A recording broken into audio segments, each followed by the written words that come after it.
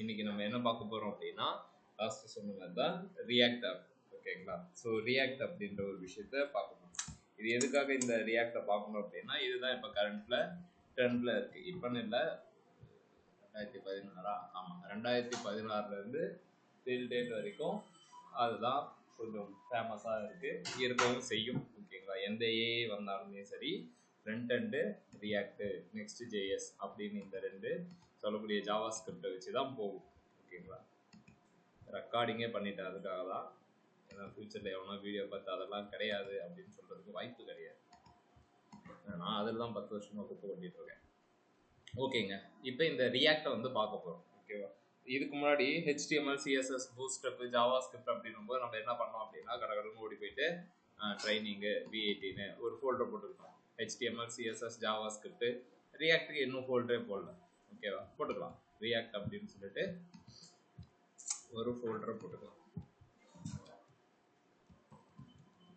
Okay, ரியாக்ட்னு போட்டு என்ன பண்ணுவோம், அகைன் ஜாவா ஸ்கிரிப்டுக்குள்ளார எப்படி HTML போய் ஏதோ ஒன்று பண்ணுமோ அதேமாரி இன்னொரு ஃபோல்டர் போடணுமானா தேவை கிடையாது. ஓகேவா? என்னன்னா அவ்வளோதானா முடிஞ்சிருச்சா அப்படின்னா கிடையாது. இது ஒரு லைப்ரரி. ஓகேங்களா? இந்த லைப்ரரி முழுக்க முழுக்க எப்படி ரன் ஆகும் அப்படின்னா, நோட் மாடியூல்ஸ் அப்படின்னு சொல்லுவோம். இது கொஞ்சம் அதிகமான டேர்ம்ஸ் எல்லாம் வரும். ஓகேவா? சரி, ஃபர்ஸ்ட் எதுக்காக நம்ம ரியாக்ட் போகணும்? ஏன் இதுக்கு முன்னாடி இருக்கிற வெப்சைட் எல்லாம் 2016 சொல்றீங்க, அப்போ 15, 10, 10க்கு முன்னாடி ஜேஎஸ்ஏ இல்லை. ஜேஎஸ் இல்லாம சைட்டு ரன் ஆகலையா அப்படின்னா கரெக்டு தான். ஓகேங்களா? எதுக்காக ரியாக்ட் வந்துச்சு, ரியாக்டோட யூசேஜ் என்ன அப்படின்னு சொல்லிட்டு பார்ப்போம். ஓகேவா? நம்ம ஓல்டு டேஸ்ல பாத்தீங்க அப்படின்னா, நீங்க அப்படியான்னு தெரியல, பட் நான் அப்படிதான். ஓகேங்களா? ஒரு 25 ரூபா கொடுத்தா 1 MB டேட்டா, ஏர்டெல் என்ன சொல்றது, கிழிச்சு அந்த 1 GB மட்டும் இல்ல 200 MB ஸ்கிராட்ச் பண்ணி போடுவாங்க. அதேதான். அது எனக்கு தெரிஞ்சு உங்க அப்பா காலத்துல அப்படிதான் இருந்திருக்கும். கரெக்டா? நீ அந்த மாதிரி பண்ணிருக்கியா பிரேம்? ஆமாண்ணா, நானும் அப்படிதான் பண்ணேன். சமூகம் பெரிய இடமா இருந்திருக்குமோ? என்னடா சொல்றீங்க?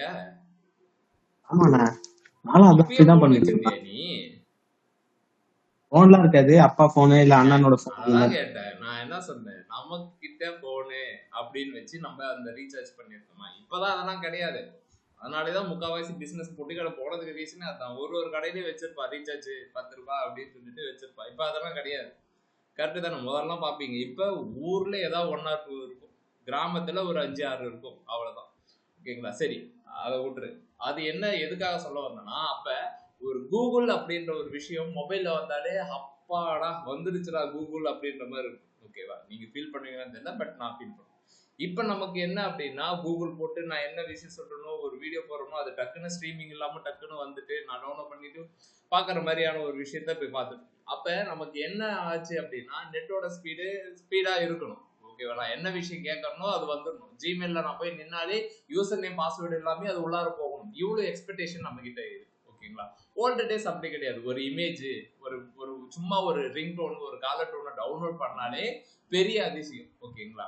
அப்ப இனிஷியலா நம்ம கிட்ட அதுக்கான விஷயம் கிடையாது. ஸ்பீடா வரது, என்ன சொல்றது, டவுன்லோட் பண்றதுக்கு, அப்லோட் பண்றதுக்கான ஒரு ஆப்ஷன் கிடையாது. இப்ப அப்படி கிடையாது. ஓகேவா? இதே தான் இந்த ரியாக்டும் சொல்லுது. என்னன்னா ரியாக்ட் என்னன்னா சொல்லுது அப்படின்னா, இப்போ நம்ம ஒரு பழைய வெப்சைட் ஏதாவது ஒன்று எடுத்தோம். என்ன வெப்சைட்டு, ஸ்னாப்டீல் இப்படின்னு ஒருத்தவன் இருந்தான்.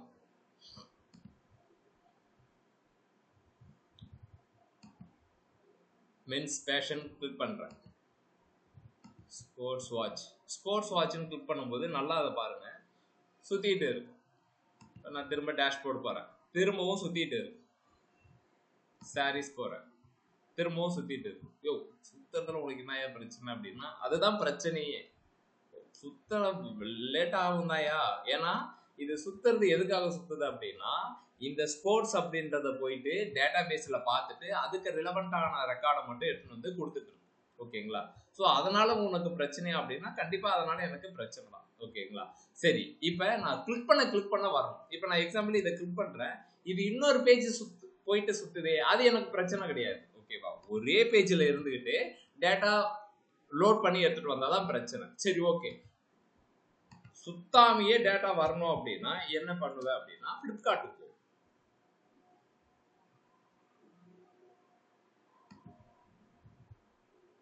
ம்.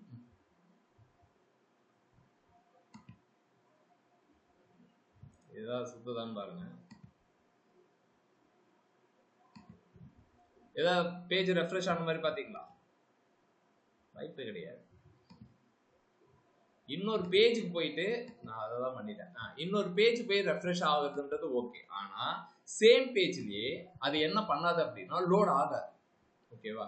ஸோ சேம் பேஜ்லேயே அது என்ன ஆகாது அப்படின்னா லோட் ஆகாது. வித்தவுட் ரெஃப்ரெஷ் அது நமக்கு டேட்டாவை எடுத்து வந்து கொடுக்கும்.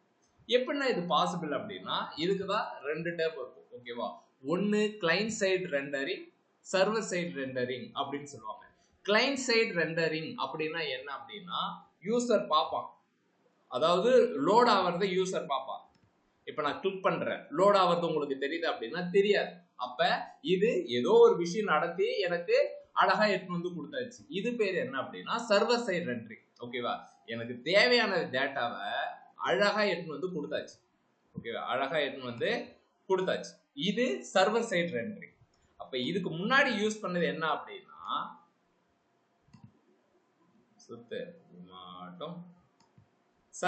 Client side rendering. Client side ரெண்டரிங்னா கிளைண்ட் அது யூசரா நான் பாக்குறேன், அது ரெண்டர் ஆகிறத என்னால பார்க்க முடியுது. ஓகேங்களா? இதுதான் இப்ப நம்ம பார்க்க போறது என்ன அப்படின்னா ரெண்டரே ஆகாது. கிளிக் பண்ண நமக்கு டேட்டா வந்துகிட்டே இருக்கும். கிளிக் பண்ண டேட்டா வந்துகிட்டே இருக்கும். ஓகேவா? அதுக்காக இப்போ நம்ம போறதா இந்த அட்வான்ஸ்டு லைப்ரரி. ஓகேவா? நீங்க அட்வான்ஸ்டு போகும்போதே நமக்கு இதுல என்னென்ன விஷயம்லாம் தேவைன்னா ஏதோ ஒரு சாஃப்ட்வேர் வேணும். ஏன்னா எனக்கு பேஜே ரெஃப்ரெஷ் ஆகாது, நான் கேட்கக்கூடிய டேட்டாவை அது கொடுக்குதே அப்படின்னா நம்ம என்ன பண்ணணும்னா ஸ்பெஷல் சாஃப்ட்வேர் வேணும். ஆனா இப்ப சாஃப்ட்வேர் அப்படின்னா நம்ம இது வரைக்கும் படிச்சது HTML, CSS, பூட்ஸ்ட்ராப், ஜாவாஸ்கிரிப்ட் தான். இப்போ நீங்க எக்ஸ்ட்ரா சாஃப்ட்வேர்னா அந்த சாஃப்ட்வேரை பத்தி அண்டர்ஸ்டாண்ட் பண்ணுமா? அதெல்லாம் தேவையே கிடையாது. VS கோடு ஓகேங்களா, அது ஒரு சாஃப்ட்வேர், அதை பத்தி நம்ம தெரிஞ்சுக்கிட்டோமா? தேவையே கிடையாது. ஒரு ஃபோல்டர் ஆட் பண்ணிக்க போறோம், இது பண்ண போறோம், எக்ஸிக்யூட் பண்ண போறோம், ரன் ஆகுது. ஓகேங்களா? ஜஸ்ட் அந்த டூல் மட்டும் இன்ஸ்டால் பண்ணிக்கணும். ஓகேங்களா? இப்போ ரியாக்டுக்கு நான் என்ன டூல்ஸ் என்ன சாஃப்ட்வேர் அப்படின்னா Node.js அப்படின்னு சொல்லக்கூடிய இந்த இடத்த போயிட்டு கிளிக் பண்ணீங்க அப்படின்னா இங்க வரும். இதுல டவுன்லோட் Node.js டவுன்லோட் பண்ணிக்கிறது. ஓகேங்களா? விண்டோஸ் இன்ஸ்டாலர் கிளிக் பண்ணீங்க அப்படின்னா டவுன்லோட் ஆயிடும். ஓகேங்களா? ஜஸ்ட் நார்மல் சாஃப்ட்வேர் எப்படி இன்ஸ்டால் பண்ணுமோ அந்த சேம் வே நம்ம வந்து என்ன பண்ணணும் அப்படின்னா இந்த Node.js இன்ஸ்டால் பண்ணணும். இன்ஸ்டால் பண்ணியாச்சா? ஓகே. இன்ஸ்டால் பண்ணதுக்கு அப்புறம் நம்ம என்ன செய்யணும் அப்படின்னா வெர்ஷன் செக் பண்ணணும். இவங்களே போட்டிருக்காங்க நோடு வெர்ஷன், npm வெர்ஷன். எதுக்காக நான் இதை போய் செக் பண்ணணும் அப்படின்னா இன்ஸ்டால் ஆச்சா இல்லையான்றது நமக்கு தெரியணும்ல. ஒரு சில பேருக்கு அது இன்ஸ்டால் ஆகாது. ஓகேவா? இங்க எப்படின்னு தெரியல, உங்களுடைய சீனியர் பேட்ச்னா ஒரு சில பேருக்கு அது இன்ஸ்டால் ஆகாது. அதுக்கு ஏதாவது மாத்திரை மருந்து எல்லாம் கொடுத்தாதான் சரிப்பட்டு வரும். ஓகேங்களா? சரி, இன்ஸ்டால் ஆயாச்சு. இதை எப்படி போய் நம்ம செக் பண்றது அப்படின்னா இதை நம்ம இன்ஸ்டால் பண்ணும்போதே குளோபலா இன்ஸ்டால் பண்ணணும். குளோபல் அப்படின்னா என்னன்னா இந்த சிஸ்டம்ல பர்டிகுலர் ஃபோல்டர்ல போய் இன்ஸ்டால் பண்ண முடியும். எக்ஸாம்பிள் என்ன அப்படின்னா இப்படி நான் வந்துக்கிறேன். இப்போ நான் இந்த ஜாவாஸ்கிரிப்டை ரன் பண்ணோம் அப்படின்னா index.html இது எந்த ஃபோல்டர்ல இருக்கு அப்படின்னா பிசியில ட்ரைனிங் ஜி டிரைவ்ல இதுல இருக்கு. அப்ப இந்த டிரைவ் நேம் போட்டாதான் அது எக்ஸிக்யூட் ஆகும் கண்டிப்பா. ஏன்னா இது அசோசியேட் ஆகிருக்கு, இந்த இடத்துல தான் இது இருக்குன்ட்டு. நம்ம இப்ப இன்ஸ்டால் பண்ண சாஃப்ட்வேர் ஆனது குளோபலா இன்ஸ்டால் ஆயிருக்கு. ஓகேவா? ஆனா நான் எதுவும் ஸ்பெசிபிக் பிளேஸ் கொடுக்கவே இல்லையே. அதான் நீ என்ன பண்ணுவ அப்படின்னா டவுன்லோட் பண்ணோன்னே டபுள் கிளிக் கொடுத்துக்கிட்டு நெக்ஸ்ட் ஃபினிஷ், வேலை முடிஞ்சு போச்சு. அப்ப அந்த இன்ஸ்டாலேஷன் தான் குளோபல் இன்ஸ்டாலேஷன்.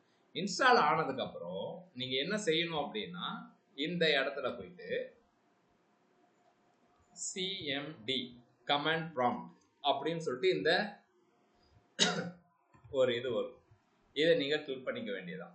இங்க கிளிக் பண்ணிக்கிட்டு இங்க நோடோடைய வெர்ஷன் என்ன அப்படின்னு பாத்தீங்க. நோடோடைய வெர்ஷன் நோடு -b நோடு இருங்க கிளியர் பண்ணிக்கிறேன். CLS அப்படின்னா கிளியர் ஸ்பேஸ், நோடு -b அப்படின்னு கொடுத்துட்டு என்டர் அடிக்க வேண்டியதான். இப்போ நான் என்ன வெர்ஷன் யூஸ் பண்ணிட்டு இருக்கேன் அப்படின்னா வெர்ஷன் 20. ஓகேங்களா? நீங்க இன்ஸ்டால் பண்ணீங்கன்னா இட் மே பி என்னவா இருக்கும் அப்படின்னா வெர்ஷன் 24 இருக்கிறதுக்கான, ஏன்னா நான் இப்பயோ இன்ஸ்டால் பண்ணது. ஓகேங்களா? எனக்கு அது போதும். நீங்க இன்ஸ்டால் பண்ணீங்கன்னா வெர்ஷன் இப்படின்னு வரும். இன்னொன்னையும் செக் பண்ணிக்கலாம். இது கூடயே நம்ம தினமலர் வாங்கின இலவச மாதிரி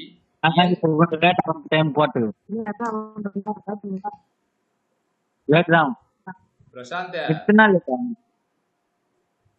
நைனா அதான் பண்ணக்கூடாது. இதுக்கு ஐஃபன் வெர்ஷன் கொடுக்கும்னு நினைக்கிறேன். ஆமா, எக்ஸாக்ட்லி. இது என்ன அப்படின்னா, இது இன்ஸ்டால் பண்ணும்போதே கூடவே வந்துடும். இதுக்கு -v, இதுக்கு ஐஃபன் வெர்ஷன். இது அப்படியே நோட் பண்ணிக்கோங்க. மீன் வீடியோ பார்த்து பண்ணுங்க, ஓகேங்களா? ஸோ நோடு -v கொடுத்தீங்கன்னா அதனுடைய வெர்ஷன் npm அப்படின்ற ஒரு விஷயம் இருக்கும். நோடு அப்படின்றது புரிஞ்சு போச்சு, அது ஒரு சாஃப்ட்வேர். இதை வச்சு தான் ரியாக்டர்னா இது பண்ணும். npm அப்படின்னா என்னது அப்படின்னா, நோடு பேக்கேஜ் மேனேஜர் அப்படின்னு சொல்லுவாங்க. நோடு பேக்கேஜ் மேனேஜர், அதாவது நோடு நமக்கு கொடுக்கக்கூடிய பேக்கேஜ் எல்லாத்தையுமே மேனேஜ் பண்ணக்கூடிய ஒரு ஆளு தான் இந்த npm. அது கண்டிப்பா நம்மளுடைய சிஸ்டத்துல இருக்கும். ஆனா நம்ம அதை இன்ஸ்டால் பண்ணவே இல்லையே. நீங்க Node.js மட்டும் தானே சொன்னீங்க அப்படின்னா, நீங்க அதை இன்ஸ்டால் பண்ணும் போதே ஆடட் பேக்கேஜா இவனும் நமக்கு வந்துடும், ஓகேங்களா? இது ரெண்டு விஷயம் பண்ணிட்டு செக் பண்ணதுக்கு அப்புறம் நம்ம என்ன செய்யணும்னா க்ளோஸ் பண்ணிக்கலாம். நெக்ஸ்ட், இப்போ நம்ம எந்த ஃபோல்டர்ல இருக்கணும் அப்படின்னா ரியாக்ட் ஃபோல்டர்ல நான் இங்க என்ன செய்ய போறேன்னா, இந்த ஃபோல்டர்ல நான் கமாண்ட் ப்ராம்ப்ட் எடுத்துட்டு வரேன். அதாவது cmd அப்படின்னு போட்டா இது எந்த ப்ராம்ப்ட்ல வருது, எந்த டிரைவ்ல வருதுன்னா சி டிரைவ்ல வருது. நான் இந்த டிரைவ்ல விட்டு வரணும்.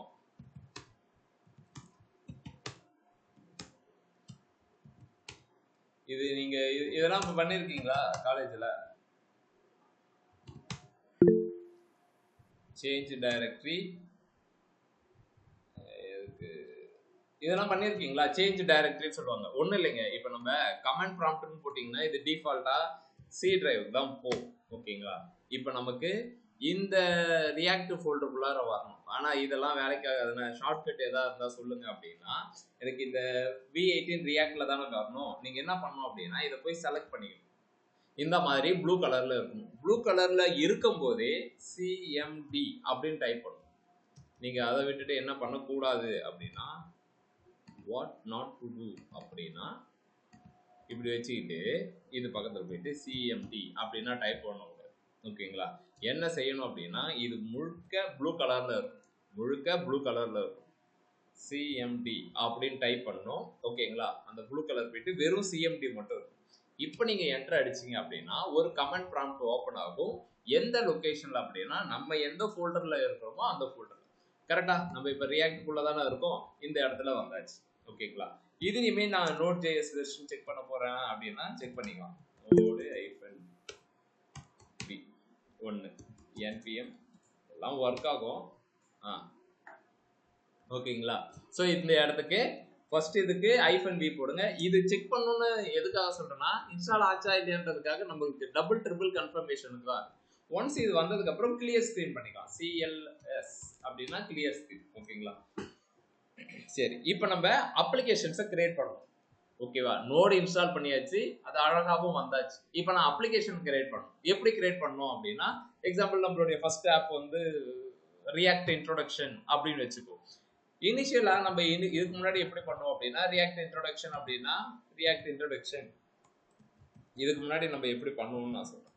ரியாக்ட் இன்ட்ரோன்னு ஒன்று போட்டு உள்ளுக்குள்ள இருப்ப என்ன பண்ணுவோம்,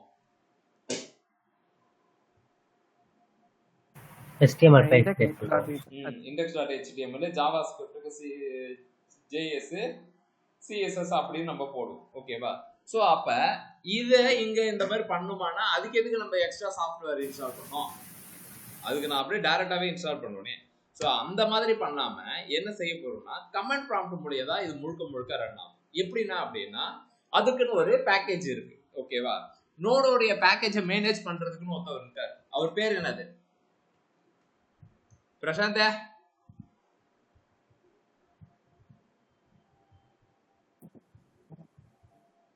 நோடோடைய பேக்கேஜை மேனேஜ் பண்றதுக்குன்னு ஒண்ணு இருக்கு.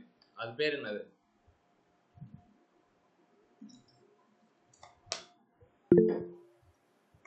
பிரசாந்த், தெரியலண்ணா. கிளாஸ் நடத்தும் போது கிளாஸை கவனிக்கணும். இப்பதான் சொன்னேன், ரெண்டு விஷயத்த வெர்ஷன் செக் பண்ணுவோம். என்னென்ன வெர்ஷன் செக் பண்ணுவோம் சொல்லு பாப்பா.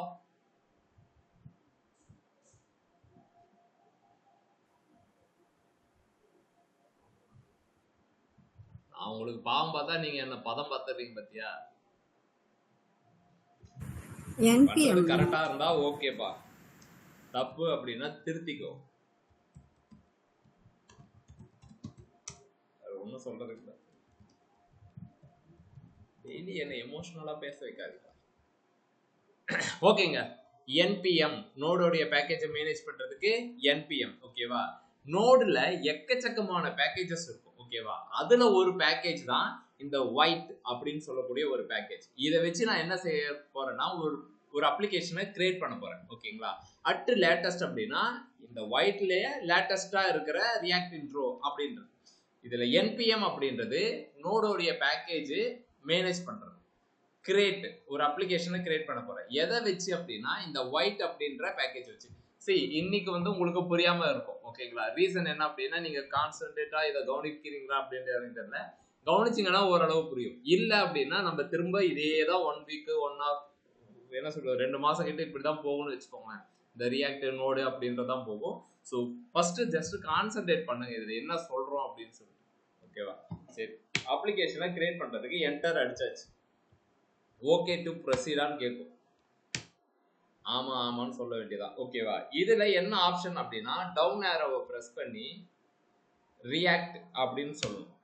இதுல என்ன பண்ணோம் அப்படின்னா ரியாக்ட் பிளஸ் ரியாக்டோட கம்பைலர் அப்படின்னு சொல்லி என்டர் அடிக்கும். Use roll down white experiment தேவையில்லை.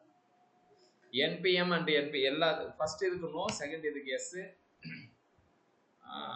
என்டர் அடிச்சுட்டு அமைதியா இருக்க வேண்டியதான். அது என்ன பண்ணுதுன்னு பார்ப்போம். இங்க பாருங்க, ரியாக்ட் இன்ட்ரோ அப்படின்ற ஒரு ஃபோல்டர் கிரியேட் ஆயிடுச்சு. ஓகேவா? நம்ம கமெண்ட் ப்ராம்ப்ட் மூலியமே ரன் ஆயிடும்.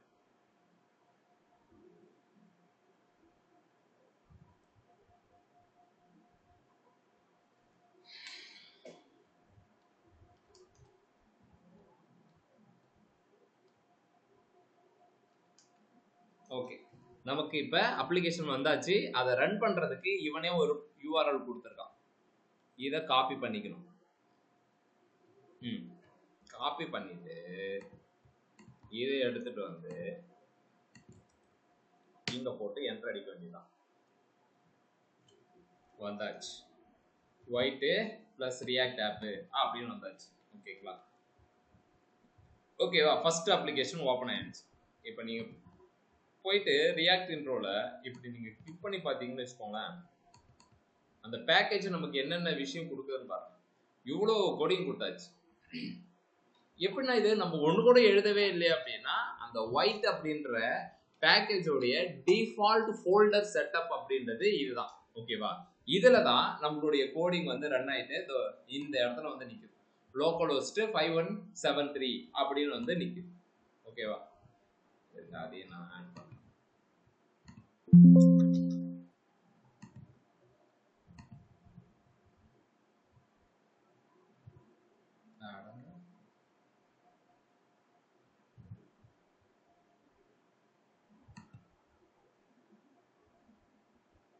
ரியாக்ட்ல ரியாக்ட் இன்ட்ரோ அந்த ஃபோல்டரை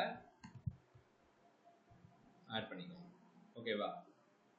இந்த இதுதான் நான் உங்களுக்கு ஃபர்ஸ்டே சொல்லியிருக்கேன். நீங்க எந்த ஃப்ரண்ட் எண்ட் எடுத்துக்கிட்டாலும் ஃபர்ஸ்ட் ஃபைல் நேம் என்னவா இருக்கும்?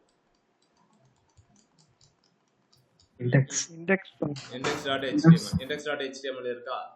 இங்க இருந்தா ரன் ஆகுதா அப்படின்றதெல்லாம் இந்த ஃபோல்டர் ஸ்ட்ரக்சர் என்னதானா சொல்லுது, ஏதோ இருக்கு அப்படின்றதெல்லாம் ஃபியூச்சர்ல பார்ப்போம். அதாவது அடுத்தடுத்த கிளாஸ்ல பார்ப்போம். ஓகேவா? இருங்க, ஸ்டாப் பண்ணிட்டு